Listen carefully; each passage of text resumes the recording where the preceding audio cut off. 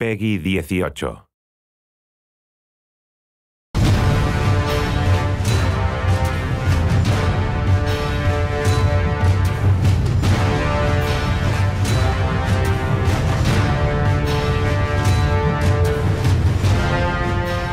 There's a lot of things that make Lord of the Rings stand above all other fantasy. One of the really strong ones is the notion of fellowship. And it means that a group of disparate people, different races, different skills, realizing that they have to work together. You have the central character of Frodo, who has to do this impossible task.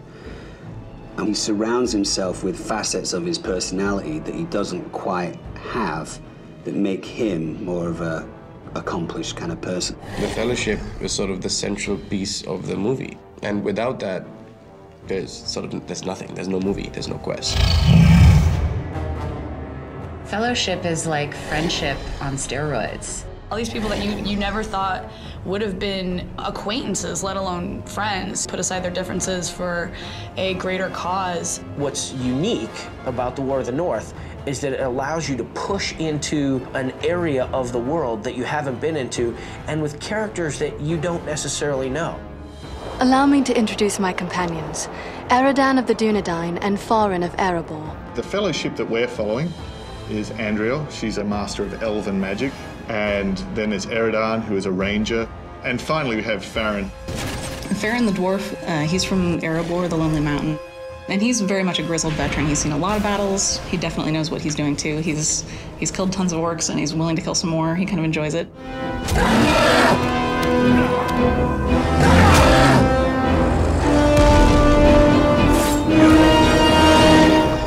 I'm like the guy that just wants to carry a big hammer and hit things with it, so of course I would play the dwarf. So you're telling me Brian Posehn, he picked the dwarf when he was in here? He looks like a giant dwarf. That makes sense to me. I was drawn to the female elf lore master first, mainly because she's the chick. And I feel like you don't always get the option to play as a girl. She's basically a secret agent, and she is a great fighter. She's, a few centuries old, so she definitely knows her way around. You have, your Dunedain ranger like Aragorn, so that's cool. He's been sent on a mission from Aragorn to accompany the other members of the Fellowship. He's able to see footprints, because obviously he's a ranger, and if you follow those footprints, it will lead you to something, whether that be treasure or, a bad guy or a secret door. I feel like the Human Ranger has a really diverse set of skills and access to a diverse range of weapons. You can also play as different characters. You can go back in and I was an elf last time. I feel like being a human this time.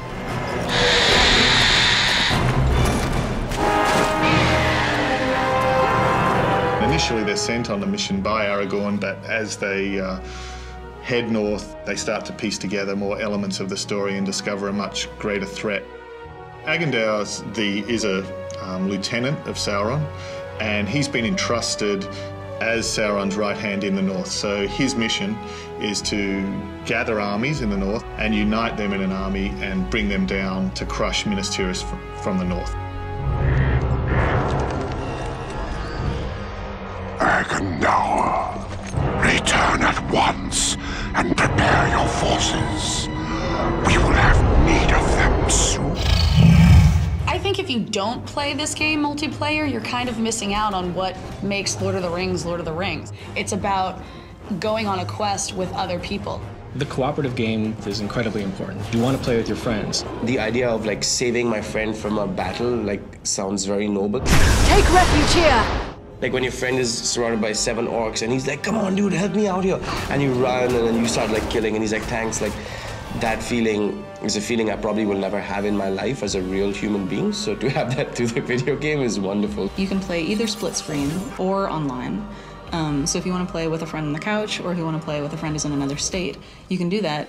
And you can mix and match those, so you could have 2 of you on the couch and someone else playing online. You have this feeling of your platoon, your group, your fellowship. And whenever you play online, you're actually taking your character into that other person's game. And the experience and the loot that you gain in that other person's game, you keep that and you retain that and you bring that back to your own game as well. It's just really trying to create something that is immersive, that people want to play again and again. Lord of the Rings, War of the North is a game that if you're into Lord of the Rings, this game is going to take up several months of your life, and having your wife go, "Are you playing that again?" And you going, "No, I'm emailing people, I'm getting work done."